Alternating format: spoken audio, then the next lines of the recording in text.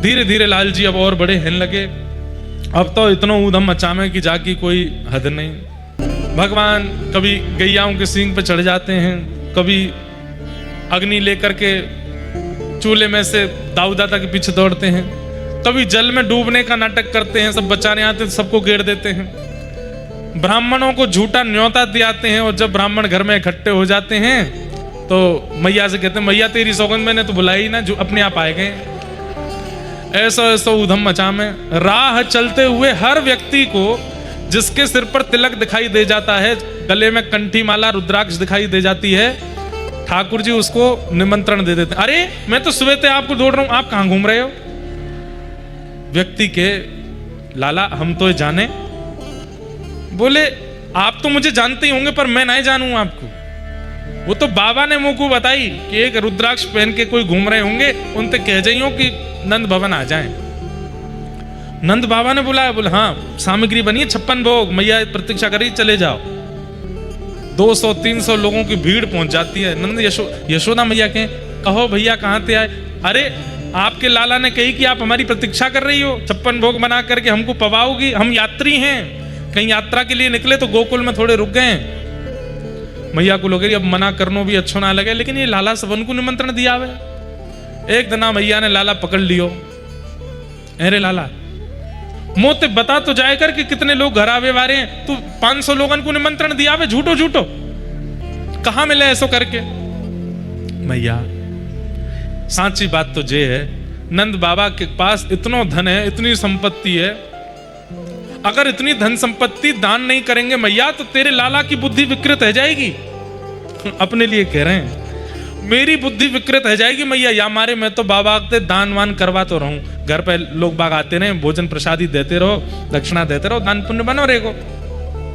अच्छा लाला बात तो तेरी साची है, सही बात करे, विद्वान है मेरो लाला। तो मैया ने गोद में ले लिए, ने पुचकार लिए, अरे मेरो लाला ऐसी ऊंची ऊंची बातन ने करे, ऐसो ऐसो बुद्धिमान है को मेरो लाला। तो ठाकुर जी बोले मैया एक बात और है, तू कह तो कहूं। बोले कह दे। मारेगी तो ना मुझे, ऐसी क्या बात है?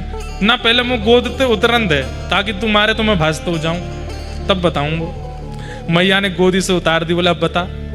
बोले मैया देख ठाकुर जी तैयारी में खड़े कि मैं दौड़ जाऊंगा, कहते मैं या मारे 500 लोगन को घर भेजता हूं। मैया बैठी बैठी तू मोटी है गई है, कछु करे धरे ना है, तेरे सेवक जन सबरे रसोई में लगे रहे, तो या मारे मैंने देखी संतन को तू अपने हाथन से बनाए के पवावे, या मारे मैं इतने संतन ने भेज दूं ताकि मेरी मैया ने वर्जिश करती रहेगी, लगी रहेगी यहाँ वहां, तो जब तक मेरा ब्याह होएगा तब तक ठीक ठाक बनी रहेगी। मैया बोली तो बताऊं भजमारे। पीछे भागी डंडा लेके, ठाकुर जी भागे आगे। ऐसी ऐसी लीला करें कि सबके चित्त को हरण कर लें ठाकुर जी। गोपीन के यहाँ जाएंगे, गोपीन से एक गोपी आई यशोदा मैया। अच्छा गोपियां भी यहां पर अलग अलग बहाने बना करके जाती हैं ठाकुर जी को देखने। कहीं ना कहीं गोपियों को यह स्पष्ट हो गया है कि ये परब्रह्म है, तो बहाने बनाती हैं। यमुना जल भरने जा रही हूं, बात क्या करती हैं आपस में? हेरी तेने कब देखो नंद को लाला? मोह तो 2 दिन है के। तेने कब देखो? बोले मोह तो 1 हफ्ता है को। तीसरी तेने कब देखो? मैंने तो आज सुबह ही देखो। सोई बैठ जाएंगी, कैसो लग रो, कहा कह रो, कैसे चल रो, वाके नेत्र कैसे, वाको मुख कैसो। ऐसी व्रज की गोपियों की स्थिति है। वो बंधुओं गोपियों की आयु पता कितनी है? 80 वर्ष की, 90 वर्ष की, 70 वर्ष की, 60 वर्ष की। यशोदा मैया की सास के समय की भी गोपियां हैं, और छोटी छोटी गोपियां भी हैं, 25 वर्ष की, 30 वर्ष की, जिनके नए ब्याह हुए 18 वर्ष की। पर छोटी से लेकर के आबाल वृद्ध वनिता, बालक से लेकर के वृद्ध वनिताओं तक सब ठाकुर जी को प्रियतम मानते हो। ठाकुर जी कितने साल के? 3.5 वर्ष के। कितने?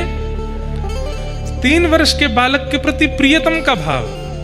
किसका? 80 वर्ष की गोपी। बड़ी सुंदर सुंदर लीला है। इसके मतलब क्या है? ये संसारी प्रेम नहीं है, ये संसारी वासना नहीं है, ये संसारी मिलन नहीं है।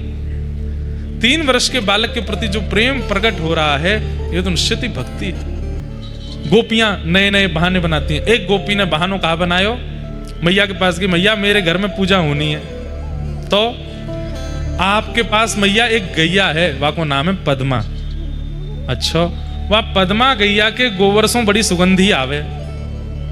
अच्छा तो आपकी आज्ञा हो तो मैं गोबर ले जाऊं? मैया बोली गोबर भी क्यों, पूछने की बात है, ले जाओ। इतने में ठाकुर जी निकल के आए, बोले मैया कोई ना लेके जाएगा गोबर। मैया बोली लाला दूध के काजे रोक टोक, दही के काजे तो चले भी, गोबर को कौन रोके? 9 लाख गैया हैं हमारे यहाँ, पर्वत खड़ो है जाए एक दिन आके गोबर को ढेर को ले जान दे। ना मैया, चारों कौन ने खवायो गैयान को? हमने। चारों काट के कौन लायो? हम। गैया कौन की? हमारी, तो गोबर भी हमारो, जिना लेके जाएगी। तो गोपी बोली लाला बाकी बदले कछु चाहो तो मैं दे दूंगी। ठाकुर जी बोले जितनो गोबर ले जाएगी उतनो मक्खन देना पड़ेगा। बोले ये कोई भाव है? ये तो कांच के बदले हीरा मांग रहे हो तुम। अरे अरे कैसे कांच के बदले? न्यों बता दे 33 कोटि देवता कहाँ रहे हैं? बोले गैया में। 33 कोटि देवता में लक्ष्मी कहाँ रहे? गोबर में। वह गोबर के कारण ही नंद बाबा को इतना धन वैभव बढ़ रहा है। देख वे में गोबर लगे, वास्तव में लक्ष्मी है, जा घर में पड़े वहीं लक्ष्मी आवे, ऐसे ना दूंगो। गोपी बोली ठीक है लाला दे दूंगी, उतना मक्खन दे दूंगी, चल। ऐसे ना ले जान दूंगा, मैं देखूंगा कितना लेके जा रही है। और गोपी जावे, जैसे ही वहां में भरे परात में अपने सिर पर धरे, लेके जावे अपने घर पर डाल के फिर ले वे आवे, फिर भरे। सो ठाकुर जी हो के मेरी एक बात बता, कहा मुंह पे गिनती तो आवे ना है, तू कितनों लेके गई, मैं मैया कैसे बताऊंगा? अब मुंह पे अब पढ़वे तो गए हो ना, मुंह कहा पता 1 2 3 कितने में ठाकुर जी जाने ही ना है। गोपी बोली अरे लाला ये तो बड़ो विचित्र है गयो। अच्छा तू कितनों ले गई अभी? अब लेके गई है 1 बार ही 2 बार ही, पर ठाकुर जी तो करी 6 बार ले गई मैं तो अभी। अच्छा 6 बार ले गई है ना, देख तू ऐसे तो मुंह को बावड़ो बना देगी। एक काम कर, बोले कहा तू जितनी बारात लेके जावे तो उतनी टिप्पी धर दे मेरी। जैसे एक परात उठावे उतने गोबर की टिप्पी लगाए देकर यहाँ पे। अब गोपी को तो और आनंद आवे, गोबर उठावे वहां में तो एक टिप्पी निकाले, लाला जे है गो। अब ठाकुर जी बोले मैया तो गिनवा लूंगा कितनी है, यहाँ लगा दी यहाँ लगा दी। गोपी को तो अब गोपी का काम हो गया है, गोबर इससे ज्यादा चाहिए नहीं। अब तो टिप्पी लगा भी को आवे। हाँ लाला अब ले जा रही हूँ, हाँ टिप्पी लगाए थे, पूरा मुंह भर गयो, यहाँ यहाँ यहाँ ऐसे सब जगह छोटी छोटी छोटी बिंदी लगा दी है।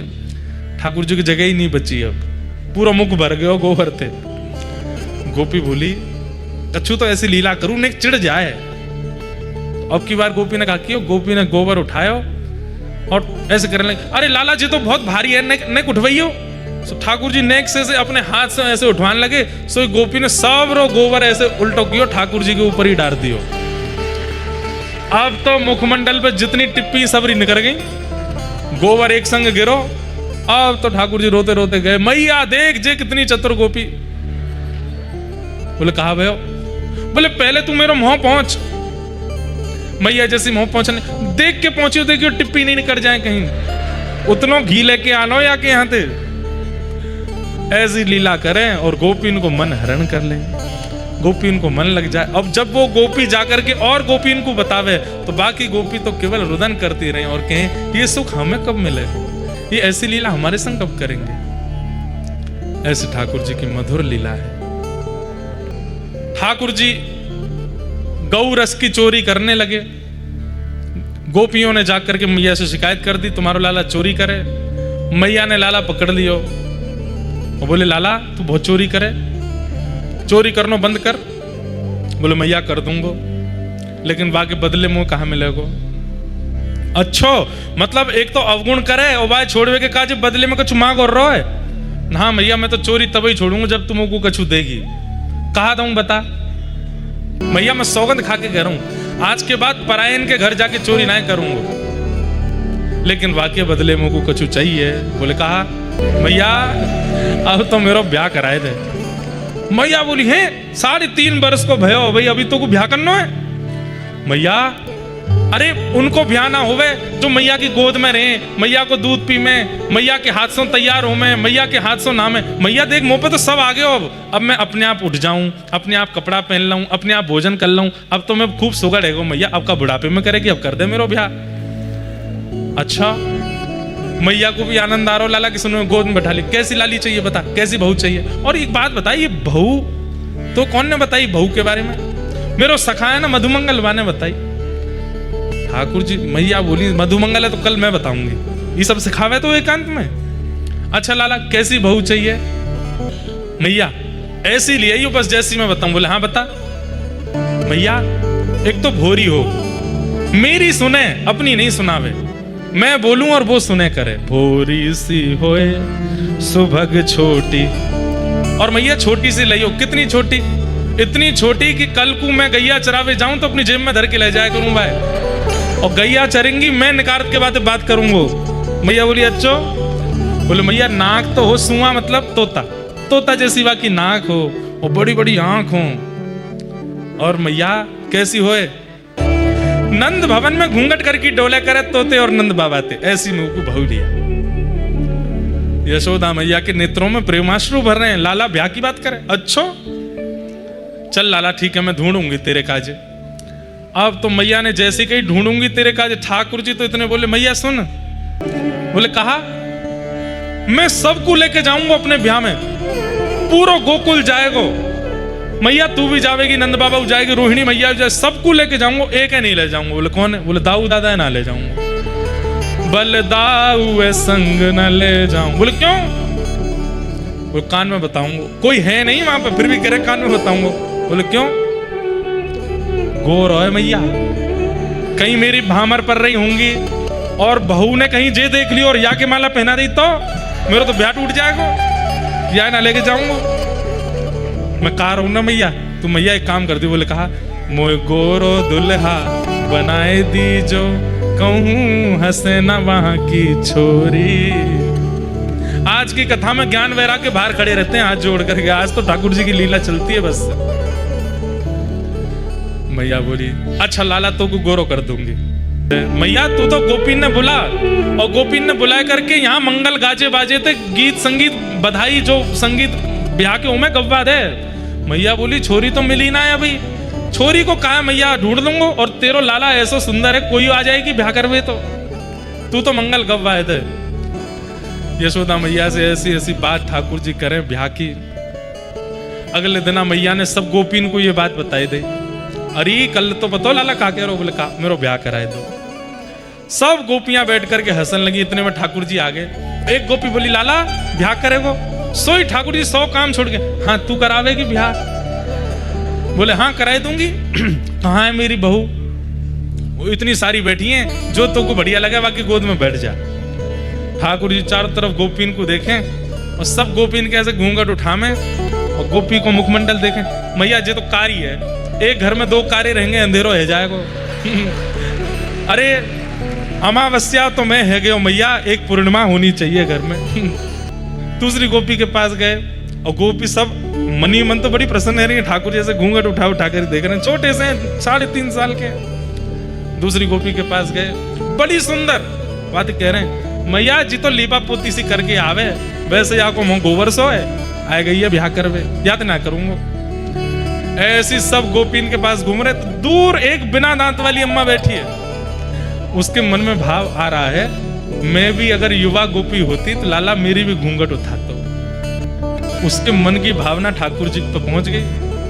सो ठाकुर जी सबके पास घूमते घूमते वो पंक्ति में नहीं बैठी थी, दूर बैठी हंस रही थी। बूढ़ी बड़ी मैया चलो फिरो भी ना जाए, 2 लोग उठामे।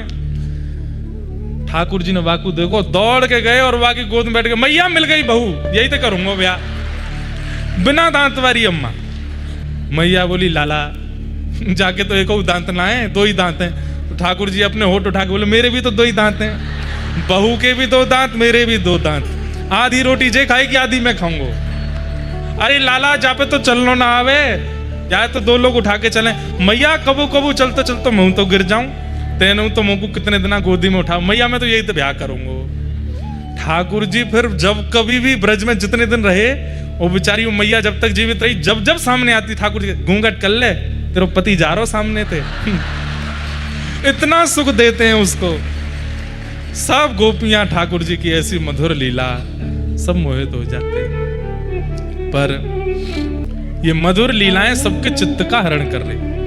बंधुओं, इन बातों पर आश्चर्य इसलिए होता है क्योंकि ये वही हैं जिनके लिए वेद हाथ जोड़ करके खड़े रहते हैं, 33 कोटि देवता थर थर कांपते हैं। पूरा ब्रह्मांड जिनकी भ्रगुटी पर चलता है, उनकी लीला देखो वृंदावन में। आगे ठाकुर जी अपनी लीला का विस्तार कर रहे हैं। यशोदा मैया ने उखल से बांध दिए, 2 वृक्षों का स्पर्श किया, दोनों टूट के गिर पड़े, उनसे कुबेर के पुत्र प्रकट हुए, दोनों को मुक्त किया। मैया ने कही कि अब हम यहां नहीं रहेंगे, तो कहां चलेंगे? ठाकुर जी गोकुल से सब ब्रजवासियों के साथ वृंदावन पधारे। बोलो वृंदावन धाम की जय। ठाकुर जी ब्रजवासियों के संग वृंदावन पधारे। वृंदावन में कुछ विशेष लीलाएं की, कालियानाग मर्दन किया, वेणु वादन किया, गोपाष्टमी गौचारण किया। वृंदावन लीला को तो कल विस्तार से हम सुनेंगे। आज गोवर्धन लीला उत्सव है कथा में। बंधुओं, वृंदावन अति प्रिय है ठाकुर जी को, और उसके प्रिय का कारण, प्रियता का कारण, क्योंकि श्री प्रिया जी ने वृंदावन का निर्माण किया है। सब सृष्टि ब्रह्मा के द्वारा निर्मित है, पर श्रीधाम वृंदावन हमारी श्री लाडली जी श्री राधा रानी ने निर्माण किया है। किशोरी जी ने एक एक कण वृंदावन का अपने हस्तकमल से रखा है। अब चाहे वो जैसा है, छोटा है, पतला है, पर ब्रजवासियों को अति प्रिय है और ठाकुर जी को बहुत प्रिय है। अखंड ब्रजवासी हैं हमारे लाला, कभी वृंदावन छोड़ करके नहीं जाते। ऐसे वृंदावन को ठाकुर जी प्रीति करते हैं। भगवान ने जितनी भी मधुर रस की लीलाएं की हैं, सबका विस्तार वृंदावन में किया। कोई व्यक्ति अगर श्री जी का नाम उच्चारण करता है, कोई व्यक्ति अगर ठाकुर जी का नाम उच्चारण करता है, पर कोई व्यक्ति वृंदावन का नाम उच्चारण भी करता है, तो ठाकुर जी को बहुत प्रिय लगता है। वृंदावन वृंदावन वृंदावन वृंदावन वृंदावन। हम तो कहते हैं श्री जी को नाम गाओगे तो ठाकुर जी रीझेंगे, ठाकुर जी को नाम गाओगे श्री जी रीझेंगे, पर वृंदावन को नाम गाओगे तो ठाकुर जी भी रीझेंगे, श्री जी भी रीझेंगे, गिरिराज जी भी रीझेंगे, यमुना जी भी रीझेंगी, वृक्ष वल्लरी भी रीझेंगी, वृंदावन के संत भी रीझेंगे। पंचायतन है वृंदावन में। अगर इन 5 को प्रणाम किए बिना आप मंदिरों में जाते हैं तो आपका वृंदावन प्रवेश पूर्ण नहीं माना जाएगा। सबसे पहला, वृंदावन आते ही रज को प्रणाम करो। वृंदावन आते ही सबसे पहले रेणु को प्रणाम करो।